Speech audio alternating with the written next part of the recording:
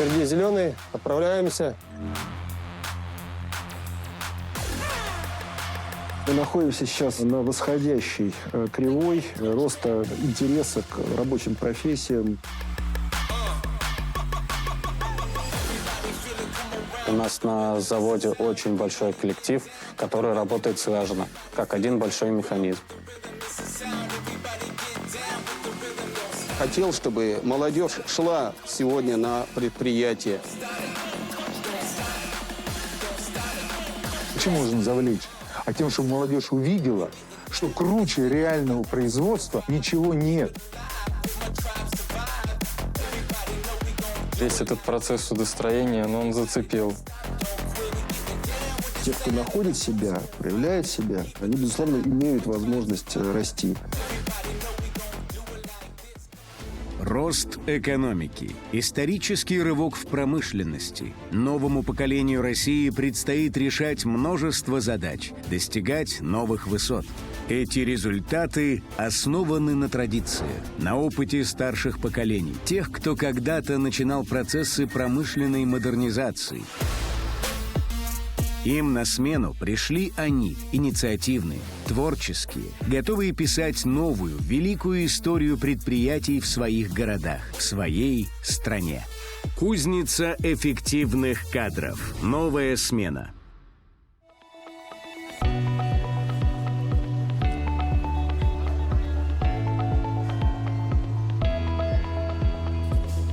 Нижний Новгород. Крупный промышленный и культурный центр с богатой многовековой историей. Город-защитник, город-труженик. Во время Великой Отечественной войны здесь, в тылу, ковалась победа. Горький, как тогда назывался город, был важным транспортным узлом и крупным центром производства военной техники и вооружения. И теперь он заслуженно носит почетное звание города трудовой доблести. Славу Нижегородской земле создавали и создают самые разные предприятия, среди которых и легендарный завод «ГАЗ». Горьковский автомобильный завод – символ отечественного автопрома. 29 января 1932 года с конвейера сошла первая серийная полуторка. Ей было суждено стать одним из символов Великой Победы. К началу 40-х завод производил почти 70% всех автомобилей, выпускаемых в стране. В годы Великой Отечественной войны предприятие перешло на массовый выпуск танков, бронеавтомобилей, самоходных артиллерийских установок, боеприпасов. «Хочешь врага победить на войне? План выполняй вдвойне и втройне». Этот лозунг военного времени призывал автозаводцев работать, не жалея сил. Сегодня по автомобилям ГАЗ можно проследить историю становления и развития российского автомобилестроения. В 2022 году Горьковский автозавод отметил юбилей – 90 лет, за это время выпустив более 19 миллионов автомобилей. Он и сегодня остается кузницей эффективных кадров, куда пришла уже новая смена.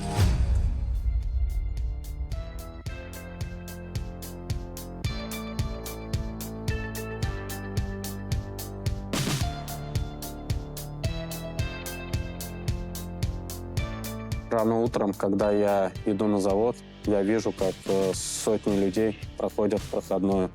Мне это очень нравится и вызывает гордость. Мои бабушка и дедушка рассказывали мне о работе на заводе. И благодаря этим рассказам я понял, что я тоже хочу заниматься этим. У нас на заводе очень большой коллектив, который работает слаженно, как один большой механизм.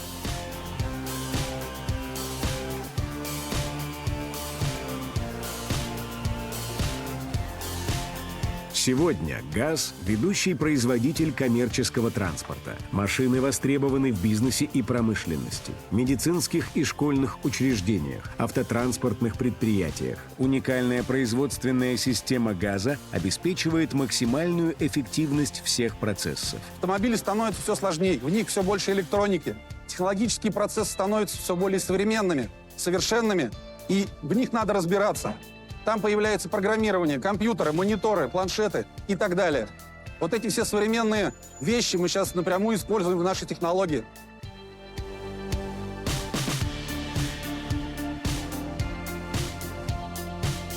Это мой рабочий участок, в котором работают 19 человек.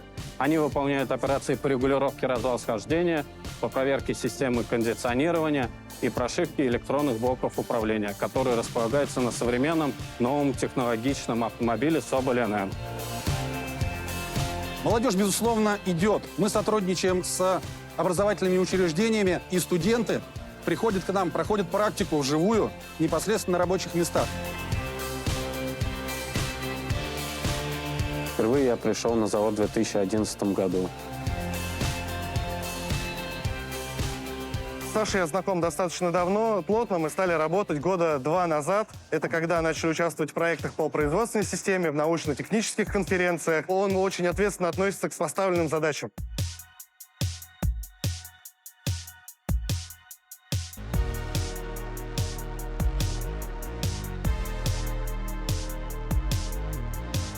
Процесс производства разделен на несколько основных этапов. В гигантском сборочном цехе действует сразу 8 конвейерных линий, а также участки подсборки. Работа идет по общему принципу. Вначале закладывается рама, на нее постепенно навешиваются необходимые узлы и агрегаты. Затем приходит очередь установки двигателя, кабины и кузова. Каждые 1,5 минуты с конвейера сходит новый автомобиль.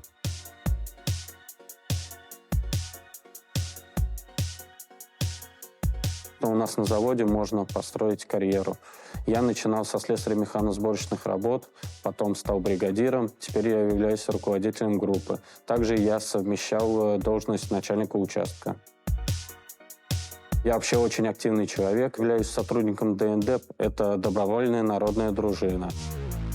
Мы патрулируем родной район и следим за порядком. Я хочу, чтобы люди жили в безопасном и комфортном месте.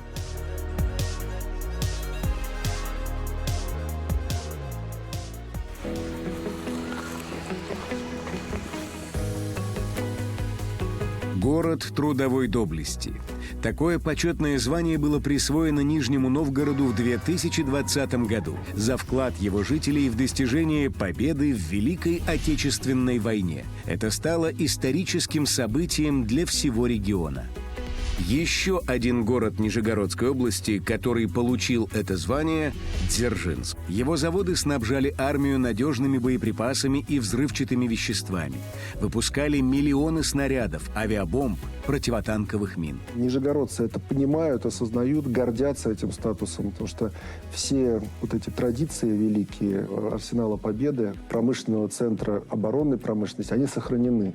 И мы сейчас являемся лидером Приволжского федерального округа по количеству предприятий, включенных в реестр оборонно-промышленного комплекса. Идет огромный рост производства.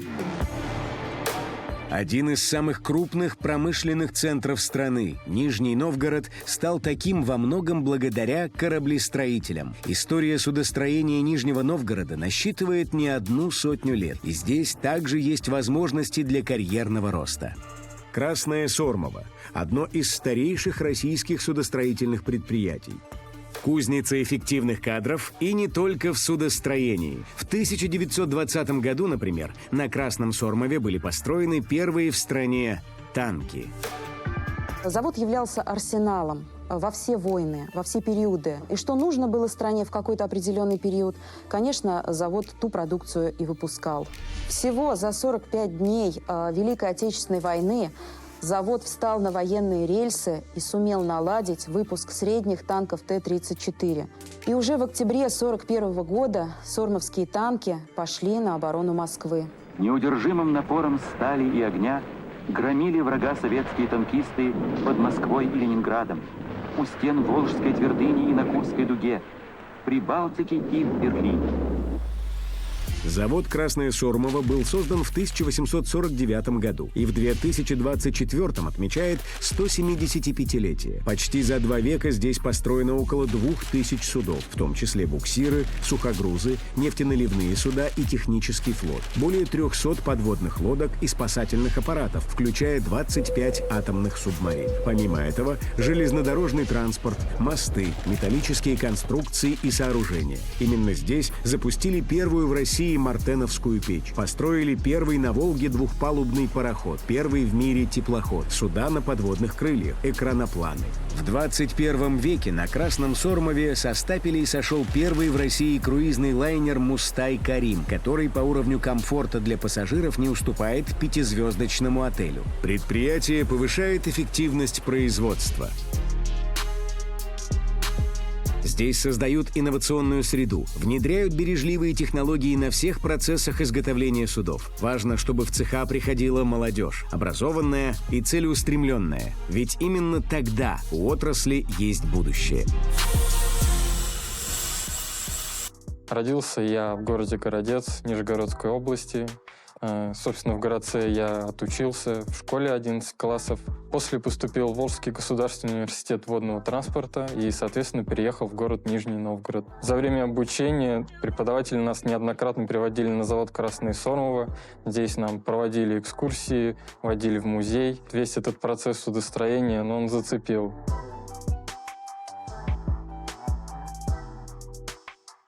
За моей спиной происходит постройка сухогруза. Данное судно предназначено для перевозки генеральных и навалочных грузов. В длину такие суда могут достигать 140 метров. Сейчас это судно находится на стадии конечной сборки и установки оборудования.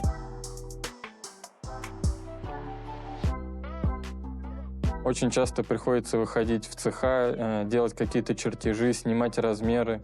И потом после этого, приходя в отдел, приходится это все анализировать. В мои обязанности входит составление конструкторской документации, написание технических решений и различных проектов по модернизации оборудования. Давай вот здесь вот расточим, установим манжеты в это место, сверху и снизу, шевронные, для того, чтобы эту зону нам ограничить. Читает чертежи, во всем разбирается, все понимает. То есть очень хороший сотрудник.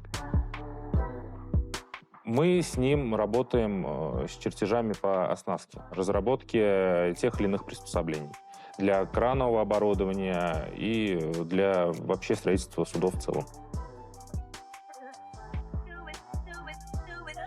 В процессе работы я использую 3D-моделирование. Тут важно не совершить ошибку, потому что, выпуская любой чертеж, ты непосредственно ставишь там свою подпись. Когда в конечном итоге ты видишь, что по твоим чертежам изготовили деталь, то, что она установлена туда, куда нужно, и то, что она работает правильно, естественно, это не может не радовать и не вызывать вот это чувство гордости.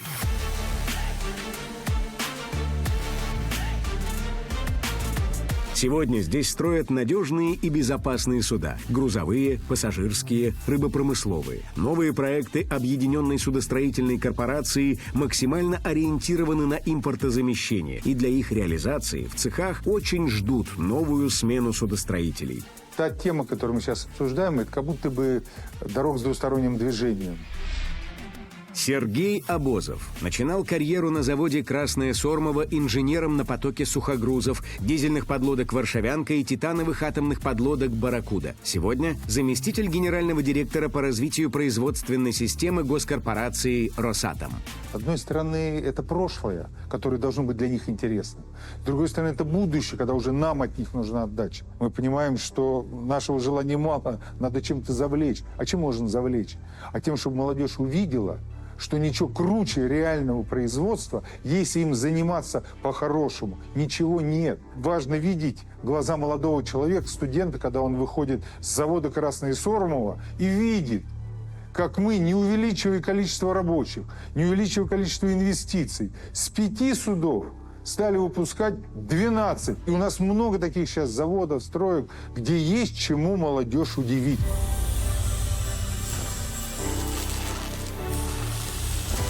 Впереди у судостроителей немало задач и поводов для профессиональной гордости. Ведь в цехах и подразделениях «Красного Сормова» работает настоящая команда профессионалов, способная справиться с любыми вызовами времени. У меня никогда не было мыслей покидать Нижний Новгород, потому что здесь я нашел себя, нашел свое призвание и думаю, что связал свою жизнь с этим городом навсегда.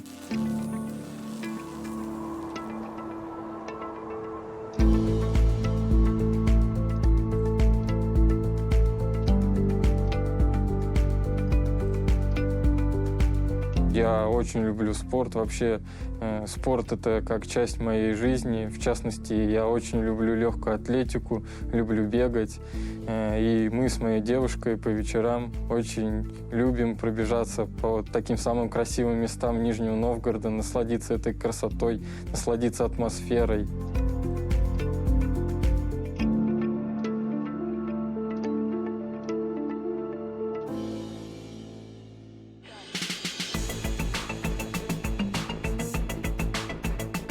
Наступил век высоких скоростей, и особое место в экономике региона занимает Горьковская железная дорога. Увеличивается пассажиропоток.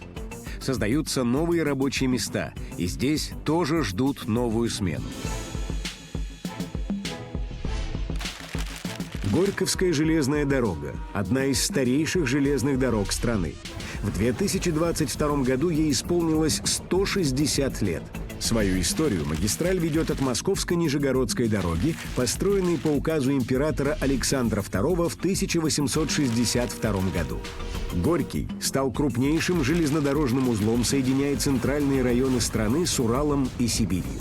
В годы Великой Отечественной войны железнодорожники в тылу трудились день и ночь, не покидая рабочих мест даже во время бомбардировок. За годы войны Горьковской железной дорогой было перевезено свыше 100 тысяч автомашин и пушек, больше 38 тысяч танков, самоходных установок и бронемашин. Только для Дзержинского завода имени Свердлова требовалось 500 вагонов в сутки для транспортировки мин, авиабомб и других боеприпасов. Сейчас Горьковская железная дорога является одной из самых высокотехнологичных железных дорог в стране. Ежегодно по ней перевозят более 90 миллионов пассажиров и сотни миллионов тонн грузов. И если раньше железнодорожная ветка тянулась лишь до Москвы, то сейчас это больше 5000 километров путей, которые соединяют 15 регионов.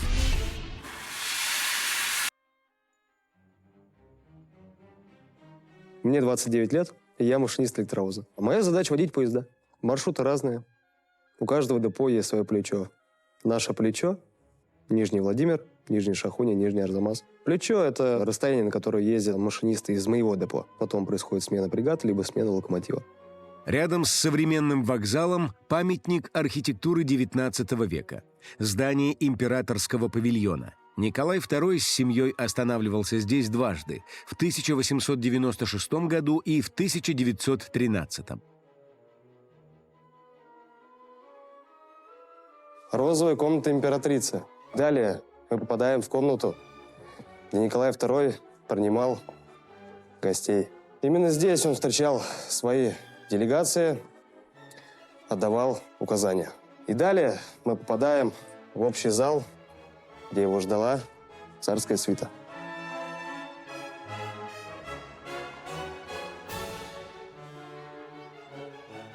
Железная дорога также является кузницей эффективных кадров благодаря учебному центру и наставникам. Евгений Моралов – потомственный железнодорожник. В этих цехах полвека назад он начинал со слесаря 3-го разряда, потом стал машинистом, затем начальником депо, а после работал в центральном аппарате ОАО «РЖД».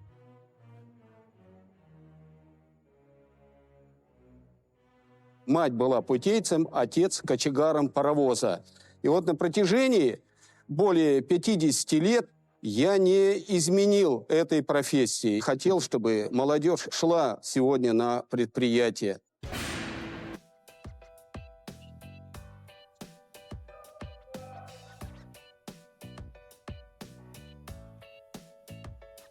Богатая история магистрали отражена в экспозициях подразделения по сохранению исторического наследия Горьковской железной дороги. Особые впечатления вызывает открытая экспозиционная площадка «Паровозы России». Каждый экспонат отражает развитие инженерной мысли и историю железнодорожного транспорта конца XIX – середины XX века. В нашем музее находятся паровозы различных эпох и различных стран. К примеру, самый массовый паровоз в России – это паровоз серии «Э». Эти паровозы выпускались на Коломенском, Сормовском, Ворошиловоградском, Харьковском и Брянском заводе. Они работали на железных дорогах страны очень долгое время, более 50 лет. Дальше паровоз также серии «Э», только этот производство Сормовского завода, этот производства венгерского. И дальше наш нижегородский паровоз серии СУ, Сормовский усиленный, производился с 1924 по 1951 год.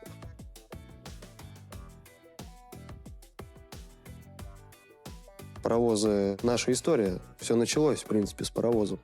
Не было бы паровозов, не было бы железной дороги. Это все сохранили, вот это все поддерживается в хорошем состоянии. Наша гордость — паровоз серии «Л». Полностью в рабочем состоянии. Водит у нас туристические и ретро-поезда. Здесь у нас будка паровоза Л-3095, регулятор, манометры, инжектор и, соответственно, самая важная часть паровоза — это топка.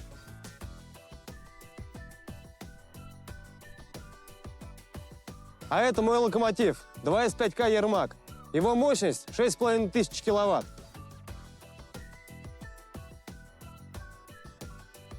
Впереди зеленый, отправляемся.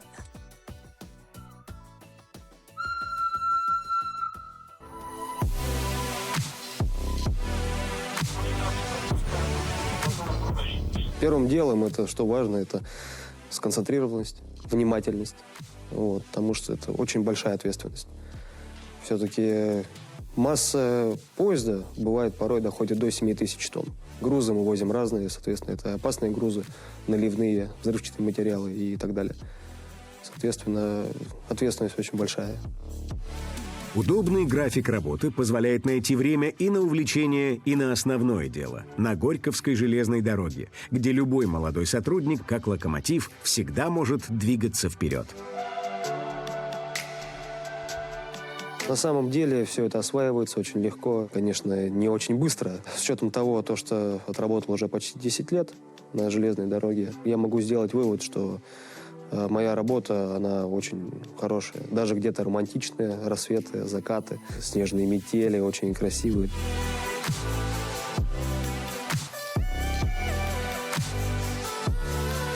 Главное, чтобы ездили поезда. Двигатель экономики, железная дорога.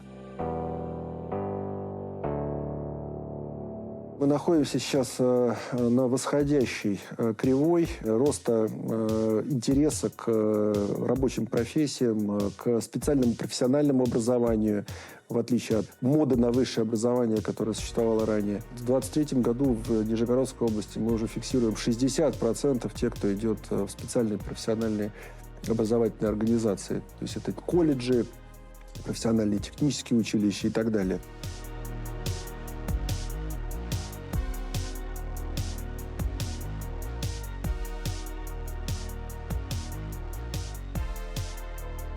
У нас смена поколений идет. Сейчас карьерный рост в предприятиях не просто возможен, он обеспечивается и практически гарантирован очень быстрый. Практически на всех предприятиях расширение профиля работы, дифференциация работы предполагает открытие новых участков.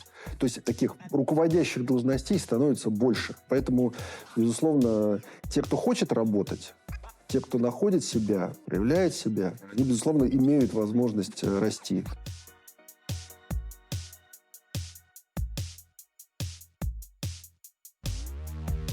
Предприятия Нижегородской области активно трудятся на благо страны, берегут память о прошлом и смотрят в будущее. Историю надо сохранять, историю надо любить, ее необходимо знать. Без истории нет будущего. Я очень люблю город Нижний Новгород, потому что здесь каждый может найти то, что ему по душе.